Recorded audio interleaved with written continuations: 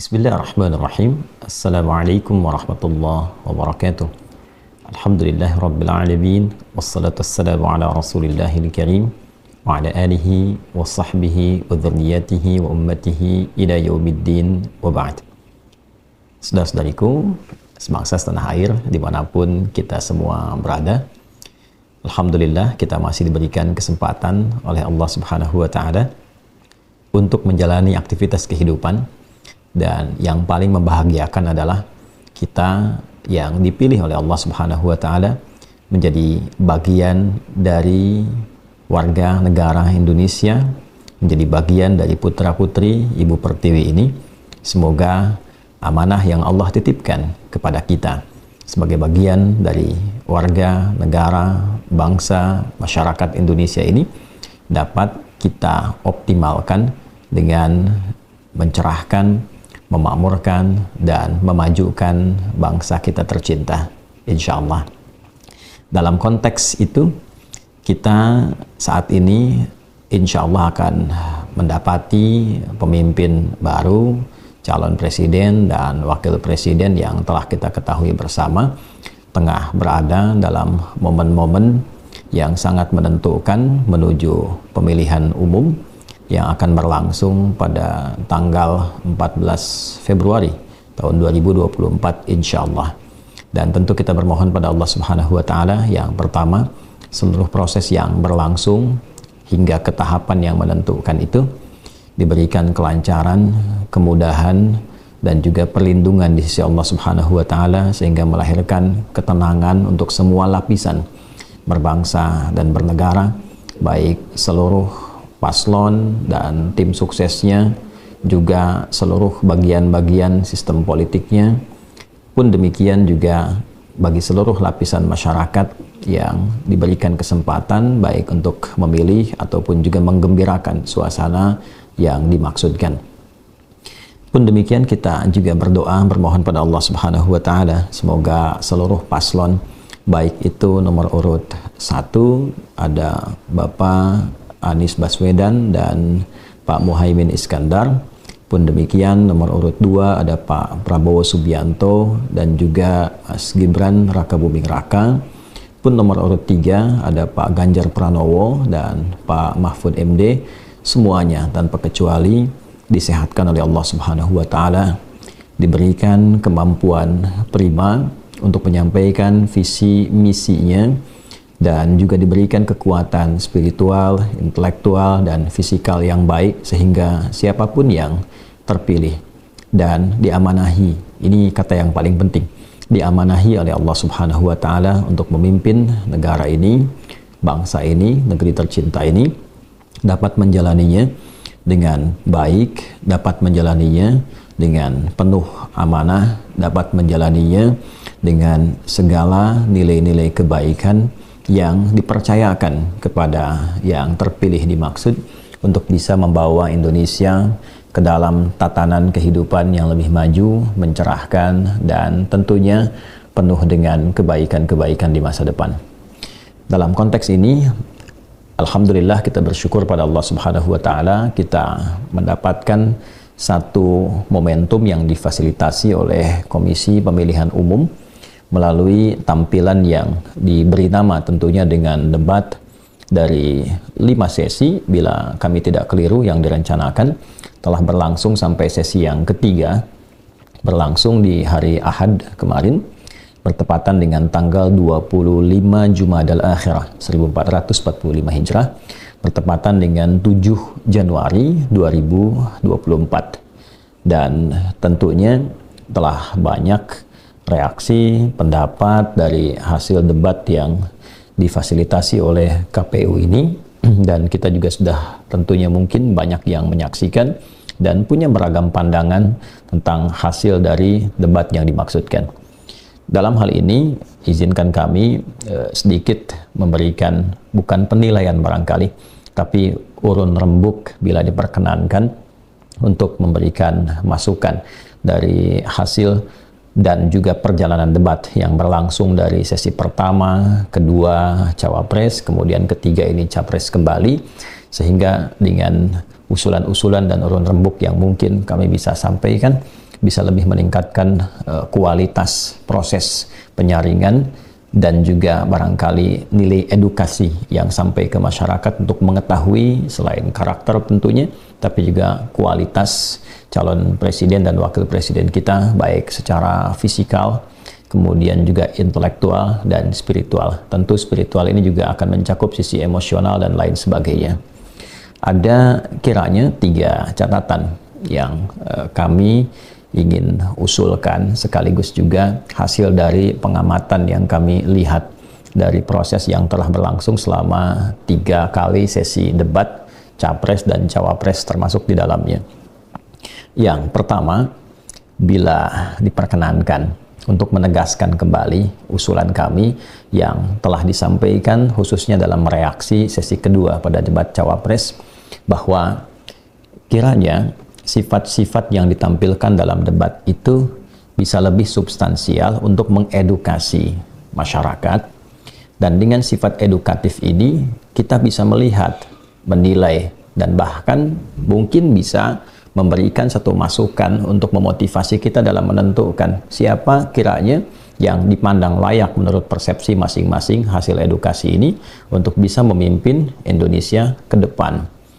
Nah, dalam pokok ini kami mengusulkan agar sekiranya panelis-panelis dalam debat itu bisa mewakili kepentingan-kepentingan masyarakat di daerah yang dulu pernah kami sampaikan. Bila ada 38 provinsi dibagi 5 sesi saja, tentu kita akan temukan 7-8 orang bisa hadir dan menyampaikan kebutuhan-kebutuhan masyarakat di setiap provinsinya, setiap daerahnya, sehingga real kebutuhan masyarakat Indonesia dari semua wilayah yang membentuk Negara Kesatuan Republik Indonesia ini bisa disuarakan dan bisa didengar pendapatnya dari para paslon itu untuk memberikan solusi. Dan ini yang paling dibutuhkan dalam kehidupan bermasyarakat, berbangsa, bernegara, yang secara implementatif langsung dirasakan persoalannya secara mendasar oleh seluruh warga Negara Kesatuan Republik Indonesia. Sehingga sifat debat itu berubah menjadi nilai-nilai yang substansial dan sifatnya bisa edukatif, sekaligus juga nuansanya bisa uji publik. Nah, perbedaannya apa? Dalam konteks debat ini kami perhatikan sampai sesi ketiga, nuansa edukasinya begitu kecil. Yang ada itu lebih terlihat nuansa show-nya, tampilnya. Ya, kalau sekedar hanya ingin tampil untuk menunjukkan keunggulan, taruhlah misalnya dalam retorika atau misalnya beradu argumen dan lain sebagainya, memang sah-sah saja. Tapi sangat disayangkan bahwa substansi untuk bisa diketahui oleh masyarakat tentang value dari hasil debat itu yang melahirkan visi, misi bagaimana menyelesaikan berbagai persoalan masyarakat dan bangsa ke depan, serta visi misi untuk membangun dan mencerahkan serta memajukan bangsa ini tidak bisa didapatkan secara sempurna oleh kami yang melihat, rakyat yang menilai. Yang kita lihat pada akhirnya yang dikhawatirkan justru adalah adanya sentimen-sentimen negatif baik antar paslon yang kemudian diviralkan, sehingga yang dikonsumsi oleh masyarakat itu bukan substansi visi misinya, tapi ketegangan-ketegangan yang ada dalam debatnya. Bagaimana paslon A, paslon B tidak bersalaman, bagaimana saling sentimen, bagaimana ini dan itu dan sebagainya. Dan ini tidak mengedukasi, tidak memberikan nilai positif untuk kami yang menyimak. Kami hanya ingin mendengar bagaimana rencana-rencana para calon presiden, wakil presiden ini ke depan untuk memajukan bangsa ini, menyelesaikan setiap persoalan yang ada di seluruh tapak wilayah Negara Kesatuan Republik Indonesia ini. Telah kita ambil misalnya satu contoh debat yang terakhir ini yang menyoal tentang pertahanan khususnya, kemudian isu kepemimpinan global ataupun regional di ASEAN dan sebagainya. Ya, yang kita saksikan itu hanya adu argumentasi, kemudian juga bagaimana setiap argumen ini diperdebatkan dalam konteks debat, ya itu sah-sah saja, tidak ada masalah gitu ya. Tapi kalau kita tarik ke dalam isu-isu yang lokalnya, dari konteks pertahanannya yang kemudian didetilkan sampai disinggung juga tentang TNI dan sebagainya, saya tidak melihat bagaimana konsep misalnya dalam konteks kesejahteraan, mensejahterakan para prajurit TNI itu seperti apa ketika disinggung. Ya, misal saya tidak melihat ada capres yang bisa menganalisis undang-undang tentang TNI. Misal Undang-Undang Nomor 34 tahun 2004 itu. Itu kan ada 22 halaman, kemudian tambahan penjelasan jadi 42 halaman, 9 bab sampai dengan ke penjelasan. Tentang kesejahteraan itu ada di bab 2 pasal yang kedua. Kalau kita lihat poin D-nya saja, itu tentang jati diri ya. Jati diri Tentara Nasional Indonesia adalah, nah dari 4 poin, A, B, C, kemudian D, di poin D-nya itu disebut tentara profesional, yaitu tentara yang terlatih, tentara yang terdidik, ya kan? Tentara kemudian yang dibekali dengan persiapan yang baik. Lalu yang paling menarik itu adalah tidak berpolitik praktis, tidak berbisnis, dan dijamin kesejahteraannya. Nah ini poin, dan dijamin kesejahteraan. Bila kita melihat pada poin penjelasan setelah bab 9 selesai, ada penjelasan setiap poin. Nah, pada poin jati diri ini, bab 2, kemudian poin D-nya, ya, bab 2, kemudian pasal yang keduanya, dan poin yang D-nya, itu tidak ditemukan penjelasan tentang bagaimana mensejahterakan tentara itu. Ketika berbicara tentang politik praktis, ada profesional, ada terlatih, ada. Tapi ketika tentara dilarang untuk berbisnis, kemudian dijamin kesejahteraannya, tidak ada sebuah formulasi yang menjelaskan bagaimana pola menjaminnya. Seperti apa? Sehingga dari sifat ini tidak ada kemudian satu realitas yang menjadi keluhan. Apakah rumah dinasnya tidak layak atau belum kemudian mendapatkan rumah dinas? Lebih daripada itu, ketika terjun ke lapangan dan melihat realitasnya, bahkan sangat sedih kita. Para pejuang yang hebat ini, yang bahkan mempertaruhkan nyawanya ketika berangkat mereka ke tempat-tempat penugasan, taruhlah sekarang ke Papua misalnya, tanya berapa bekalnya, bagaimana keadaan keluarganya. Jangan-jangan mereka pun berangkat tidak bisa fokus karena memikirkan bagaimana makan keluarganya, bagaimana pendidikan anak-anaknya. Nah, formulasi apa yang kemudian dirumuskan oleh para capres ini untuk bisa memberikan sebuah harapan yang besar bagi mereka ketika ditugaskan dan sesuai dengan undang-undangnya, mereka tidak berpikir lagi tentang kesejahteraan. Apakah misalnya setiap bagian kodim di wilayahnya diberikan pendampingan dari turunan pasal, misalnya Undang-Undang Nomor 33 misalnya, ya, butir yang ketiga itu, ketika kita mengetahui bahwa bumi, air, dan segala yang terkandung di dalamnya itu, ya kan, dikuasai oleh negara dan sebesar-besarnya digunakan untuk kepentingan rakyat.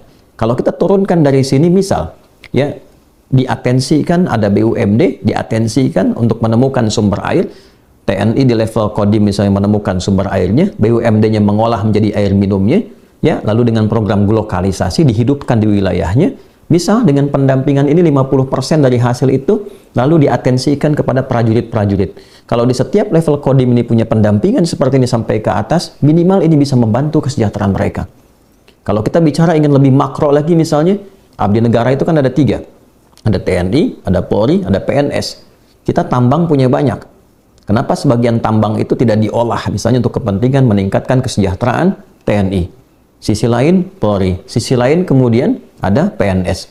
Dalam konteks anggaran dengan jumlah yang sama, Polri dapat 1 bagian, TNI dibagi 4 bagian lagi. Ya, di situ ditemukan kemudian ada darat, laut, udara, dan juga ada Kemhan satu sisi. Ya, atau bahkan juga mungkin Mabes dan lain sebagainya. Ini satu hal yang perlu difikirkan dan kita tidak mendapatkan penjelasan. Ya, prajurit yang menunggu di bawah tidak mendapatkan pencerahan. Apa realnya? Seperti apa? Nah, jadi konteks ini yang dibutuhkan oleh masyarakat. Edukasinya bagaimana? Membangun harapannya seperti apa? Ya, kalau sekedar hanya ingin kita dapat melihat siapa yang unggul, siapa yang kemudian bisa paling kuat argumen atau menang kalah dan sebagainya, itu tidak berarti banyak bagi kami masyarakat. Tidak berarti banyak bagi rakyat yang mendambakan sesungguhnya memiliki kejelasan tentang peta rancang bangun untuk memimpin Indonesia itu seperti apa. Itu poin yang paling utamanya. Ya, sehingga kalau saya komparasikan catatan kami atau usulan kami yang kedua itu, kembalikan konsep ini walaupun namanya debat, tapi dalam konteks uji publik. Ya, saya sangat tidak juga layak untuk mengatakan menyesalkan, tapi kalau boleh diperkenankan bisa direvisi gitu ya, konsep yang berlangsung oleh KPU ini, karena sayang ada 11 panelis pakar di bidangnya, tapi hanya ditugaskan untuk mengambil undian, ya, dan dengan undian itu jadi nomor lalu ada subtema. Ya, ilmunya tidak terimplementasikan. ya gagasan-gagasan atau mungkin dari wujud pertanyaan yang bisa diujikan kepada capres itu dan bisa dilihat oleh publik itu tidak nampak. Jadi mereka hanya formalitas datang, ngambil nomor undian atau subtema, lalu ditampilkan. Lalu kemana sisi intelektualitas mereka? Untuk apa dihadirkan?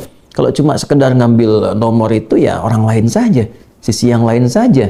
Ya, apa kapasitas dengan mereka yang cukup luar biasa, kita tidak bisa mengeksplorasi. Dan ini sangat disesalkan pada titik ketika kita bandingkan dengan inisiasi lahirnya debat capres ini. Ya, kalau saya tidak keliru, teman-teman juga bisa cek kembali datanya ya. Ini kan awal debat ini, awalnya kan semi formal di tahun 1999. Saya masih ingat, saya masih di pesantren waktu itu di Garut, di pesantren Darul Arqam Muhammadiyah Garut. Tahun 1999, tepatnya kalau saya tidak salah hari Selasa, ya, tanggal 27 April tahun 1999, dan disiarkan waktu itu di SCTV. Ya, pada saat itu. Nah, kalau teman-teman saksikan, ini kan inisiasi yang kalau saya tidak keliru dibangun pada masa itu oleh Dr. Imam Prasojo, ya, Imam Budi Darmawan Prasojo kalau nggak salah nama lengkapnya itu, seorang sosiolog dari UI. Kemudian ada Mas Ep Saifullah Patah pada waktu itu juga sebagai panelis, ya, dan ini dilakukan kalau saya tidak keliru di Fakultas Kedokteran UI, ya, di Aula FKUI itu di Salemba pada saat itu. Dan ini forum mahasiswa sebetulnya.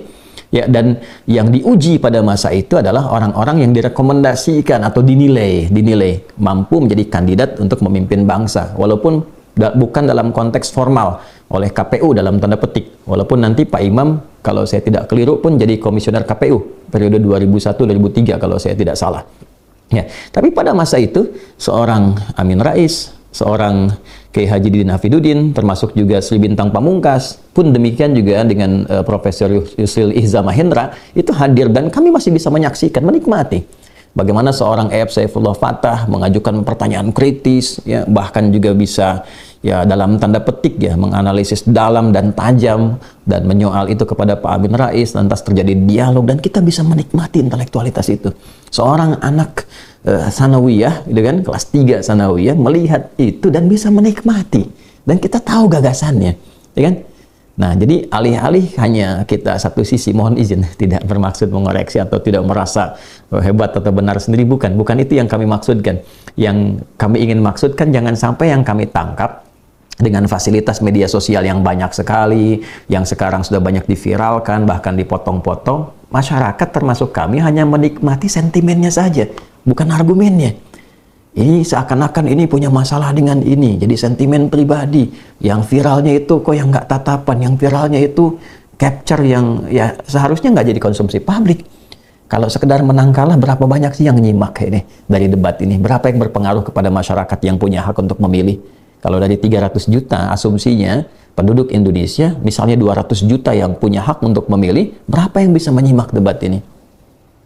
Ya, kalau ini sasarannya kalangan menengah ke atas, sayang kalau kalangan menengah ke atas hanya disajikan pertentangan sentimen, bukan argumentasi yang mengedukasi.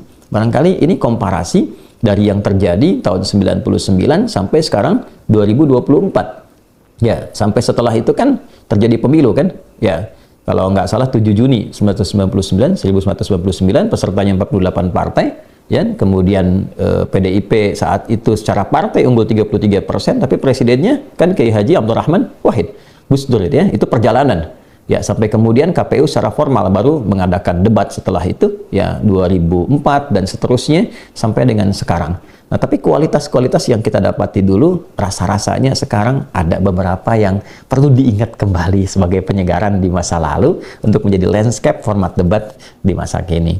Baik, dan pada catatan yang ketiga yang ingin kami sampaikan, untuk semua, saya pikir sudah saatnya saya pribadi mohon berkenan dan dimaafkan dengan kalimat ini kalau belum berkenan, untuk menampilkan kedewasaan yang membangun kedamaian. Dunia bergerak begitu cepat, pertentangan di luar itu begitu luar biasa. Kita melihat bahwa dampak-dampak yang ditampilkan dari konflik global itu sangat berpotensi juga bisa memberikan pengaruh pada kehidupan berbangsa, bernegara yang sekarang kita banyak rasakan. Ya, baik yang sebagian telah disinggung, ya, secara materi, pengaruh-pengaruh dari aplikasi-aplikasi, kan, media-media sosial yang tentu kita juga lihat dari perspektif yang lain sebagai ancaman-ancaman tersendiri. Nah, hanya yang ingin kami katakan adalah jika para paslon ini dan juga bisa dikatakan tim ya politik terkait yang berada di belakangnya membangun narasi-narasi yang lebih mengedukasi, menampilkan kedamaian. Ya, karena masyarakat itu ya bagaimana di atasnya. Ya, menampilkan kedamaian, bersifat lebih elegan, itu akan lebih nyaman. Ya, diterimanya sehingga itu bisa meredam gejolak. Jadi kalau Anda ingin mengatakan, mari kita hadirkan pemilu yang damai, yang tertib, yang baik, maka mohon berikan contoh dari atas. Yang secara elegan bisa ditampilkan, ya, wawasan bisa dibangun, mengeratkan silaturahim, ya, tata krama dan adab digunakan dalam berdebat, semua saling berjabat tangan, bersilaturahim, kemudian saling tersenyum, masyarakat senang melihatnya. Setelah debat kemudian semua juga menghadap lagi, rakyat disajikan dengan satu kerukunan, contoh yang jelas sehingga tidak ada kesan-kesan yang ditangkap di masyarakat, adanya ya, satu gejolak-gejolak yang mungkin bagi sebagian pendukung itu bisa mereaksi dengan cara-cara yang tidak semestinya. Mohon izin bila saya menyampaikan bagian terakhir ini dengan porsi keulamaan yang kita sering dituntut untuk bisa mendamaikan masyarakat. Jadi kalau kami dituntut untuk mengajak masyarakat tenang, damai, sementara tokoh-tokoh di atasnya dan mesin politiknya tidak mengarahkan kepada sifat-sifat itu, lantas kiranya tidak mudah bagi kami untuk bisa memberikan hal-hal positif yang mendamaikan dalam kehidupan berbangsa dan bernegara. Saya kira itu poin-poin dasar yang ingin kami usulkan. Bila pun dipandang ada kesesuaian, alhamdulillah, semoga itu bagian dari petunjuk Allah yang bisa menjadi sisi positif dan bahan-bahan renungan kebaikan untuk kita semua. Bukan karena Adi Hidayat atau satu dua figur yang lain, tidak. Tapi kalau dipandang memang kurang tepat, jauh dari kapasitas, ya diabaikan saja. Toh mungkin ini hanya usulan-usulan yang dianggap kecil, yang mungkin tidak berdampak banyak bagi agenda-agenda yang telah disusun. Yang penting kami turut mendoakan, mudah-mudahan semua proses berjalan lancar, kita semua disehatkan, dibaikkan oleh Allah Subhanahu wa Ta'ala, dan lebih penting daripada itu, semoga siapapun yang Allah izinkan untuk memimpin bangsa negara ini bisa membawa negeri bangsa ini menuju kemakmuran yang mencerahkan dan berkemajuan untuk seluruhnya tanpa kecuali. Dan ingat, ini semua adalah amanah. Ini semua adalah amanah. Syarat menjadi presiden itu bukan ambisi, bukan keinginan menggebu, bukan hebatnya kita beradu argumen, bukan punyanya kita kekuatan materi, tapi syaratnya adalah ketulusan kita. Bagaimana kita mampu memberikan yang terbaik untuk negeri ini, bangsa ini, masyarakat Indonesia, dan lakukanlah ikhlas karena Allah. Karena pada suatu saat kedudukannya akan ditinggalkan, tapi hisab akan didatangi. Semoga Allah muliakan. Maafkan saya. Assalamualaikum warahmatullahi wabarakatuh.